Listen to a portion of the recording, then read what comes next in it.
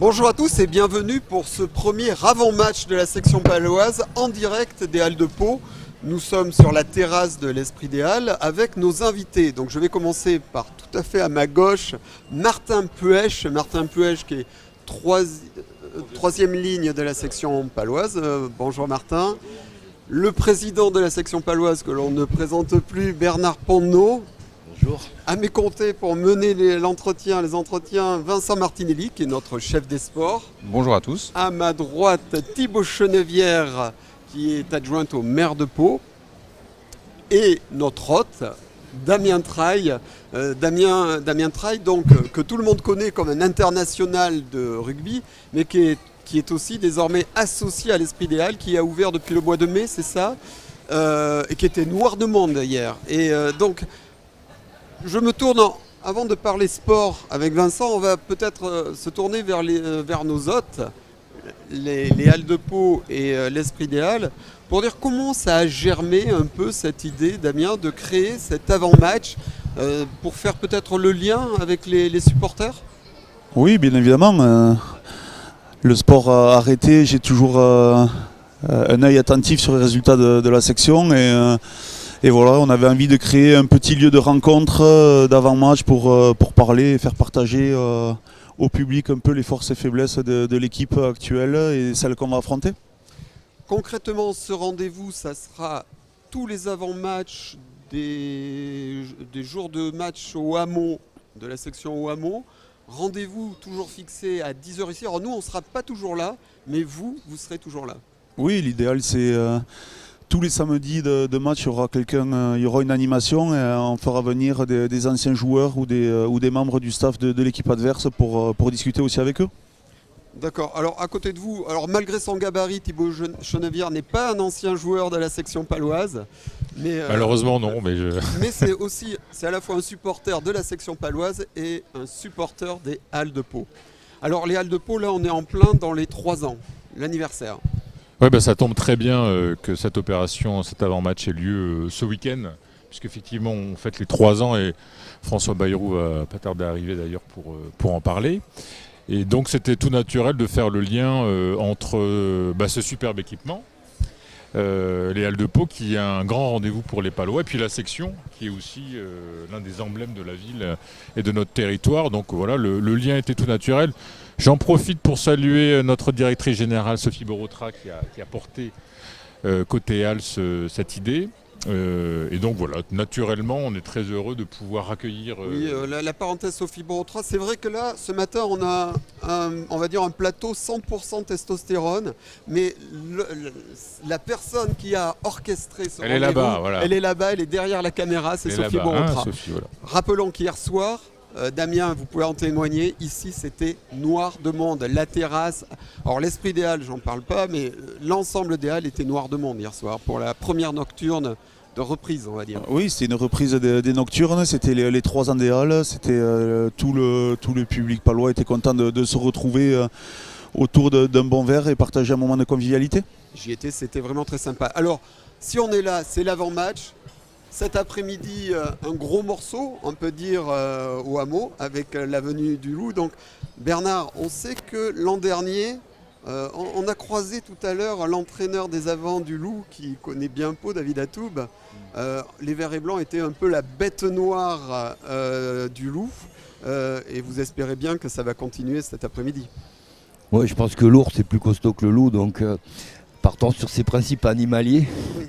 Mais je sais pas sur de la bête noire, mais après vous savez, on s'accroche, et Damien le sait mieux que quiconque, ou Martin ici, on s'accroche à ce qu'on peut avant un match pour relancer la mécanique collective. Mais si je peux dire un mot sur les Halles, je le dirai aussi. Oui, non, je voudrais juste dire qu'on et on le remarque, on occupe beaucoup le territoire cette année. C'est vraiment, je dirais, quelque chose qu'on veut ancrer dans le cœur des hommes et dans l'importance de nos couleurs. Cette appartenance à quelque chose est importante, donc on délocalise énormément des entraînements. Tout ça pour créer une courroie d'entraînement territoriale importante, mais aussi bien sûr dans notre pyramide rugbystique. Ça, je pense, c'est très bien accueilli. Et puis après, quoi de mieux que les Halles, le cœur de ville, pour être présent. Et donc cette année, on sera très présent au match palois, hein, au match à Pau, telle manière à être justement dans le cœur de ville et dans le cœur du territoire. Oui, parce que c'est vrai, le fait d'être au hameau, on voit par exemple, alors, comme vous, j'étais à Castres la semaine dernière, samedi dernier. Il y a un stade au cœur de la ville où on voit vraiment une interpénétration du club avec la ville, avec une très grande proximité entre les supporters et les joueurs. C'est ce que vous essayez de recréer quand on voit... Il y a deux paramètres. Le premier, c'est qu'il y a 2 ans je dirais d'arrêt, je dirais du lien social. Donc quelque part le recréer, mais aussi profiter de ça pour... j'ai envie de dire remettre un peu l'église au centre du village, hein, pour employer une expression souvent employée mais réelle et symbolique. Et je pense que en plus on est dans un championnat, on est dans un sport d'abord, hein, qui est très présent, qui est très fort territorialement. Donc quelque part, recréer ce lien social, 2, aussi amener je dirais à cet Himalaya sportif qui est le top 14 maintenant. Il n'y a plus de petite équipe, c'est fini. Le moindre détail qui nous fera rayonner et qui réjouira tout le monde ici. Quand vous voyez par exemple les images qu'on a vues pour la reprise à Toulon, cette marée humaine pour accueillir les joueurs au stade, ça vous fait envie? Vous aimeriez écoutez, ça on l'a déjà vu au hameau et on le verra encore. Je dirais il y a ce cœur de meule, comme on dit, au niveau des supporters qui ont besoin de passer, je dirais, ce lien charnel. Ça, on le verra. Mais ce cas, il faut recréer, je dirais, cette appartenance. Moi, je pense qu'il faut recréer cette appartenance. Après ce qu'on vient de vivre au niveau des pandémies et autres, je crois que c'est important. Certains ont perdu, je dirais, cette habitude du lien, cette habitude de la proximité. Et je pense que nous, c'est un petit peu... Bon, nous, on est là pour jouer au rugby, c'est certain, mais plus que ça. On est là aussi pour ça, pour créer le lien entre les hommes. Oui, alors il faut rappeler que les inscriptions pour le 16e homme sont ouvertes. Martin, Bernard, passez peut-être le micro à Martin et après Vincent, vous posez des questions plus sportives. Non, moi je trouve ça très bien. Ce 16e homme, c'est important pour les joueurs de la section, j'imagine. Bonjour tout d'abord. Oui, bien évidemment, on a passé une saison à jouer quasiment à huis clos. Sans public, donc quand on est joueur ou sportif de haut niveau, jouer devant du public, c'est 50% du travail, je pense. Donc ça influence les joueurs, ça influence l'arbitre et ça influence parfois le résultat. Donc le public est très très important, surtout à domicile. Ouais. Vous, quand vous êtes dans le vestiaire, vous entendez la Ouniade qui résonne dans le hameau? Oui, on sort du vestiaire à la fin de la Ouniada, donc on l'attend pas totalement, mais c'est toujours assez impressionnant, ça donne des frissons. Oui, une petite anecdote, c'est vrai qu'à chaque match au hameau, on s'aperçoit que nous, on a un pic d'audience sur un post, sur un article du site de la République, ce sont les paroles de la Ouniade. Voilà, donc Vincent, peut-être rentrer sur le terrain sportif. L'aspect sportif des choses, oui. Martin, je continue avec toi. Il y a un enjeu qui est peut-être encore plus fort sur cette réception de Lyon, parce que c'est le premier à domicile, et tu l'as dit, c'est les retrouvailles en match officiel avec votre public. Il est important d'envoyer le bon message, c'est une fête, mais c'est vraiment un rendez-vous coché d'une Croix-Rouge depuis longtemps, j'imagine, pour vous. Oui, bien évidemment. Ouais, ça fait la saison dernière, le hameau n'est pas resté inviolé malheureusement. Il n'y avait pas de public, mais cette année, il faut qu'on essaie de marquer le territoire. C'est un peu la politique du club, du renouveau du club. Donc, si le hameau peut rester inviolé cette saison, ça serait excellent. Et ça commence par aujourd'hui. Une équipe de Lyon, on dit des fois que les gros, vaut mieux les prendre d'entrée. Il manque peut-être d'automatisme ou quoi. Pourtant, eux, ils ont montré qu'ils avaient déjà de l'efficacité. Comment est la préparation de ce match, de cet adversaire? Lyon, c'est une des équipes les plus en forme du début de championnat. Ouais. En plus, aujourd'hui, ils ont le retour des internationaux. Nous, on s'est préparé comme tous les matchs. On n'a pas forcément étudié l'adversaire, mais on se focalise sur notre jeu à nous. Et on a pointé quelques points, quelques défaillances qu'on a estimé défaillances du côté de Lyon, et on va essayer d'appuyer sur ces défaillances aujourd'hui, mais je préfère pas le dire, je préfère garder le secret pour l'instant. On a signé une clause de confidentialité sur l'aspect tactique, donc de toute façon pas de souci. Histoire de rassurer les supporters qui nous regardent et qui sont autour, si tu es là avec nous aujourd'hui et que tu ne joues pas, c'est parce qu'il y a un long tunnel de match et qu'il est prévu que l'effectif tourne. Oui, c'est pas de blessure, c'était prévu, c'est Sébastien Piccheroni qui me l'avait prévu. On enchaîne 10 matchs d'affilée, donc la rotation serait importante et on a besoin de tous les joueurs. Donc Mais l'effectif, notamment en troisième ligne, est très dense, donc je ne suis pas inquiet pour aujourd'hui.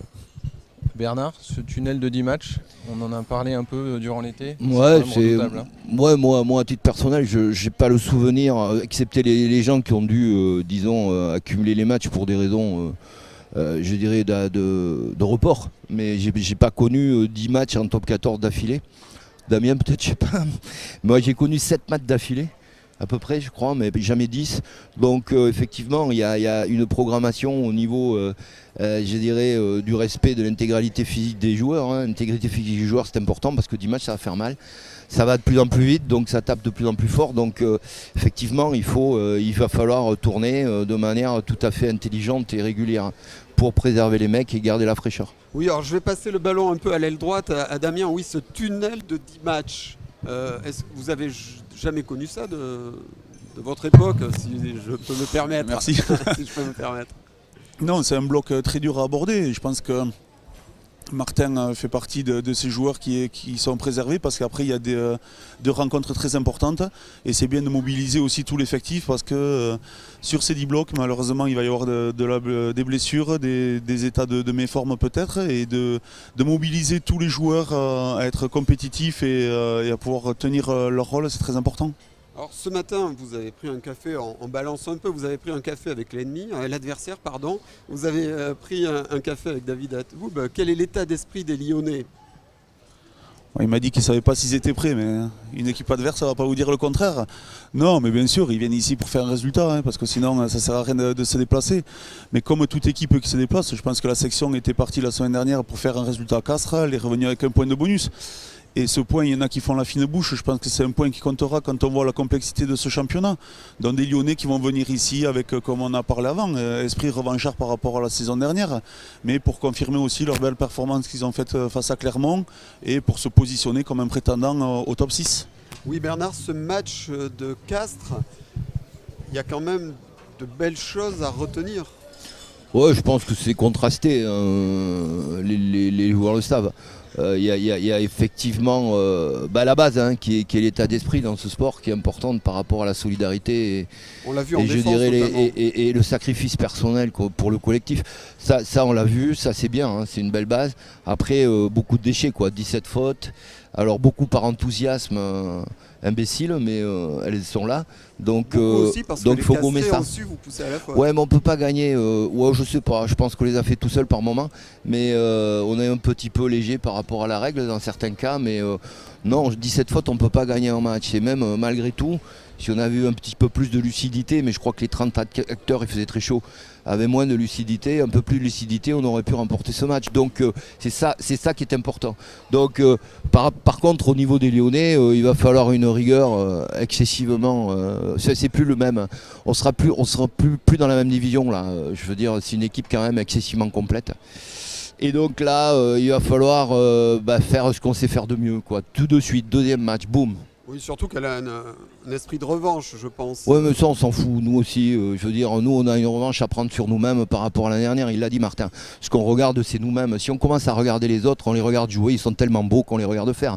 Non, je veux dire, à la limite, on est dans un sport où en face, il peut y avoir toutes les motivations. Mais on respecte l'adversaire. Et pour respecter l'adversaire, quelque part, il y a une phase de non-respect. Et à avoir, c'est-à-dire qu'on se regarde nous pour les battre, point, c'est ça le rugby. Puis c'est ça tout le sport de toute façon. Et Martin, pour toi, ce point du bonus de Castres, si je traduis bien les propos de ton président, il a le goût de l'amertume, un peu de la déception, de la frustration même. Oui, je considère qu'il serait important quand même à la fin de la saison, mais malgré le fait qu'on n'ait pas été exceptionnel offensivement notamment, à 10 minutes de la fin du match, on peut le gagner, je pense. On a une touche où la gestion est un peu moyenne, donc on aurait pu faire un petit hold-up, on l'a pas fait, mais on ramène un point. Donc c'est dommage, mais c'est mieux que rien. Et dans le domaine, Bernard disait, il faut être bon tout de suite. Il y a un domaine sur lequel on a vu, il y avait encore des réglages à trouver, un domaine qui te tient à cœur, c'est le 8 de devant, la mêlée. Est-ce que tu peux nous faire un petit point d'avancement du chantier, parce qu'il y a eu beaucoup de changements cet été. Comment se porte le pack? Cet été, on a perdu Lorenz Adrianse, qui était un des meilleurs piliers du championnat, je pense. Et on a forcément la mêlée, c'est un collectif et les réglages sont difficiles à mettre en place. On a un nouveau pilier qui vient du Super Rugby, Toko Ali. Et j'ai des souvenirs de Lorenz Adrianse en arrivant à Pau, il a mis 2-3 mois à s'adapter. Donc je pense que Siaté il va mettre 2-3 mois, j'espère moins, à s'adapter. Et les réglages vont se trouver. On ne peut pas passer d'une des meilleures mêlées du top 14 à une mêlée moyenne. Donc il y a quelques réglages à faire et je pense que ça va bien se passer pour la saison. Et plus globalement, l'osmose au sein de l'équipe, on en parlait un peu avec eux, on sent il y a une espèce d'équilibre qui a été trouvé cette année avec les nouveaux. Ça a pris très vite. Ouais, après, je pense qu'il y a une vingtaine de nouveaux. Il y a beaucoup de nouveaux joueurs en comptant les jeunes, donc il y a beaucoup de jeunesse aussi, donc ça apporte un vent de fraîcheur. Et je pense que c'était le plan du nouveau manager. Il voulait du renouveau, quoi. Il voulait démarrer une nouvelle phase à Pau, et c'est ce qui se passe. Et l'état d'esprit est très bien. Il y a beaucoup d'enthousiasme. Et j'espère que ça va. C'était nécessaire, il fallait changer l'effectif, il y avait pas mal de rotation et je pense que ça va, pour un renouveau du club, c'est ce qu'il fallait. Ouais. Qui dit jeunesse, Bernard, c'est un peu ce que vous disiez juste avant avec une forme de naïveté, des choix un peu précipités en fin de match. Ça va avec, c'est le nécessaire apprentissage pour cette équipe jeune. Ouais, tout à fait. Et puis il y a aussi une autre phase, et Martin le sait, il en fait partie. Il pèsera, lui, maintenant c'est un vieux.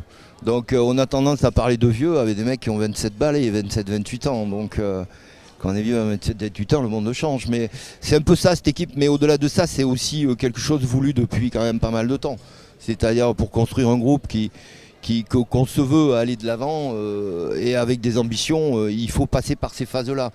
Mais il est bien évident que le haut niveau demande une progressivité et des apprentissages de plus en plus courts. Ceci dit, les gars sont formés pour ça. Hein. Maintenant, il y a des gens qui ont été parfaitement au biberon dans les centres de formation. Donc le haut niveau, ils ont tous touché souvent des équipes de jeunes. Donc c'est des mecs qui sont quand même devenus des pros très rapidement, avec toutes les valeurs que ça demande. Après, effectivement, il y a tout le contexte collectif. C'est un sport collectif par excellence.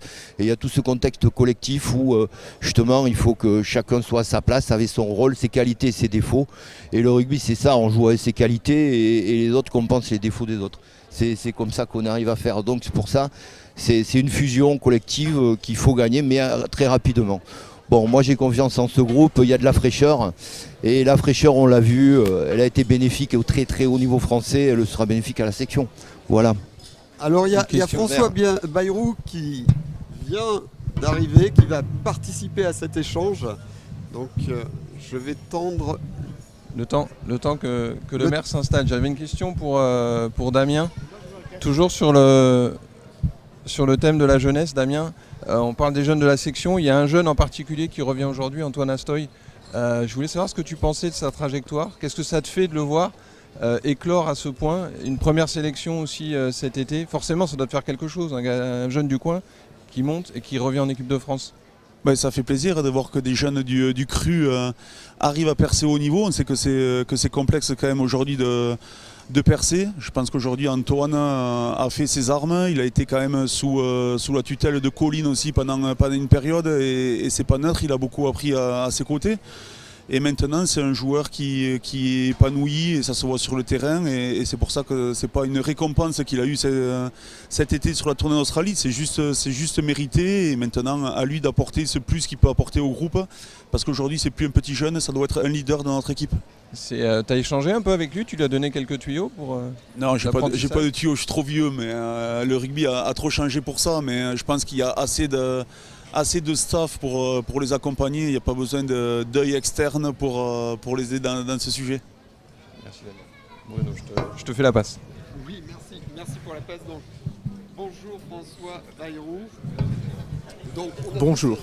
Cet avant-match, alors ce premier avant-match de la section paloise OL de Pau, alors c'est vraiment pour lancer un peu la saison de la section à domicile, mais c'est aussi pour tirer un coup de chapeau à ces OL de Pau qui fait 3 ans. Hier soir, c'était noir de monde. Et ce matin, c'est noir de monde. C'est encore noir de monde. Ouais. Non, c'est une double opération. L'idée que nous avons avec les responsables sportifs, et Bernard Pontenot en particulier, et Pierre Lahore, mais aussi ceux du foot et ceux du basket, et ceux du hand, c'est que le sport soit un élément intégré de rayonnement de la ville. Que chaque jour de match et chaque jour de match marquant soit un moment de mobilisation pour toute la ville, de rencontre, de partage,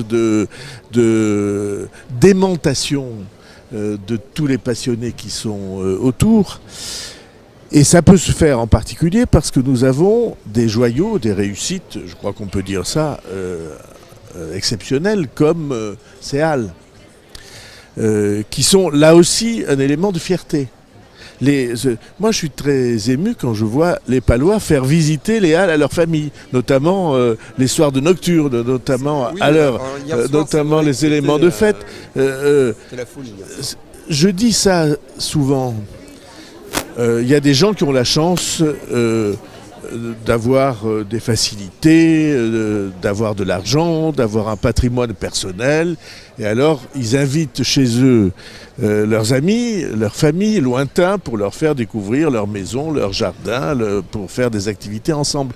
Mais ceux qui n'ont pas tout ça, s'ils ont une ville à montrer, s'ils ont un stade, s'ils ont des clubs, s'ils ont les halles, s'ils ont le skatepark, à ce moment-là, c'est une richesse pour eux, vous comprenez ? Alors parmi les richesses des halles, donc il y a l'esprit des halles qui a ouvert. Donc à votre droite, Damien Traille. Alors c'est vrai. Je trouve que c'est un très bon nom, l'esprit des halles.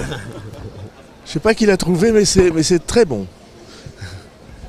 Pardon, c'est une petite plaisanterie personnelle. C'est vrai que Damien, vous partagez avec François Bayrou cette envie de créer un lien entre les halles et le hameau.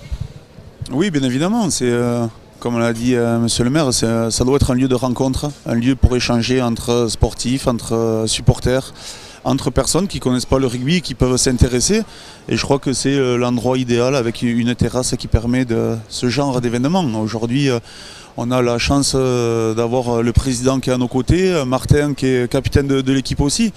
Donc voilà, ça prouve la volonté aussi du club de se rapprocher de son public. Alors pour rapprocher les halles du hameau, il y a aussi l'Ovaligne. Et ça, c'était quelque chose d'important de mettre en place cette navette. Et je sais que Idélis est partenaire de cet avant-match. On a voulu ça depuis le début, depuis 6 ans maintenant, 5 ou 6 ans, Ovaligne, parce que ça aussi, c'était un trait d'union. Ça réglait des problèmes de circulation. Quiconque prend Ovaligne n'a pas besoin de stationner, se trouve immédiatement à portée à l'entrée du stade. Et ça sera encore plus marquant quand l'entrée sera ce que je veux en faire avec les projets d'aménagement qu'il y aura autour. Et donc, c'est des choses très importantes. Mais vous voyez, nous avons la chance d'avoir une ville qui a tout. Et cette ville-là, il faut que chacun des éléments qui la composent vivent ensemble pour se renforcer les uns les autres. Je dis toujours, j'ai une maxime, j'en ai plusieurs, mais j'en ai une qui est de dire pour allumer un feu, il faut rapprocher les brandons. Si vous écartez les brandons, le feu ne flambe pas. Vous pouvez faire ça dans votre cheminée, vous vérifiez ça. Vous écartez les bûches enflammées l'une de l'autre, le feu s'éteint. En revanche, vous rapprochez les bûches enflammées l'une de l'autre, le feu flambe. Donc ça, c'est la sagesse de la maison familiale de Bordère. Oui, sûr, mais c'est la même chose pour une ville. Les gens croient toujours que avoir de la concurrence, c'est désagréable. C'est mauvais, parce qu'on craint d'y perdre des parts de marché. On se trompe. Plus il y a d'activité, plus il y a de concurrence, plus il y a de propositions, plus il y a d'offres, plus au contraire la ville rayonne.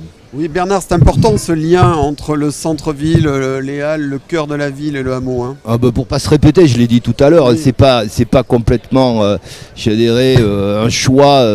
Enfin, c'est pas venu tout seul. L'affaire de délocaliser énormément dans le territoire et ramener le samedi la section au cœur de ville.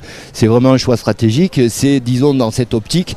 Et ce qu'on doit remarquer aujourd'hui, c'est cette aussi, petit à petit, et même de manière tout à fait profonde. C'est cet élan de tous les, je dirais, de tout le monde. Tout le monde est dans la même direction. Et ça, c'est très important. Je crois que le maire de Pau est très clair là-dessus. Et rapprocher les tisons, c'est une image intéressante parce que, effectivement, je pense que ça vient toujours du haut et nous, on a ce rôle. On a ce rôle de lien social au-delà du sport et on va le jouer à fond. Après, il y a un symbole aujourd'hui, je ne sais pas si vous remarquez. On est au cœur de ville et c'est un rapprochement du cœur de ville et de la plaine de Naï. Oui, donc, au niveau géopolitique, c'est vrai que là, voilà. Géographiquement, on n'a pas fait exprès. Au niveau géopolitique, c'est quand même un symbole fort. Voilà. Donc là, on va passer des tisons au charbon. Cet après-midi, il faut aller au charbon, notamment parce qu'il manque encore quelque chose à Pau, quelque chose d'important. C'est une victoire face à Lyon cet après-midi. Vous serez au stade ? Ça, il n'y a aucun doute. Je veux dire, on peut poser toutes les questions qu'on veut, mais quand il y a un match au hameau, bien sûr, je suis au hameau et j'essaie aussi d'aller voir le foot et d'aller voir le basket, bien sûr. Bon, on peut vous demander un pronostic, pas pour la présidentielle, juste pour le match de cet après-midi. Non, parce que je suis un peu superstitieux et j'ai aucune envie de... Voilà. Donc je suis épaule contre épaule avec le président de la section et avec... des éléments d'enthousiasme, de mobilisation, de saut, de regard noir que nous partageons avec une grande assiduité. Mais je vous remercie à tous d'avoir participé à ce premier avant-match. J'espère qu'il y a être à nouveau parmi vous souvent. Il y a un bel esprit dans ces halles. À l'esprit des halles bien sûr, mais sur l'ensemble des étages, autour de l'ensemble des étals. Venez aux halles, partagez cet esprit. Suivez le live de la section, Vincent, donc à partir de 15h. Absolument, à partir de 15h, le match en direct sur notre site internet, larepubliquedespyrénées.fr. Vous pouvez évidemment retrouver l'intégralité de ce direct en replay sur notre site et sur notre page Facebook. Merci beaucoup, merci et bon match, surtout au vert et blanc.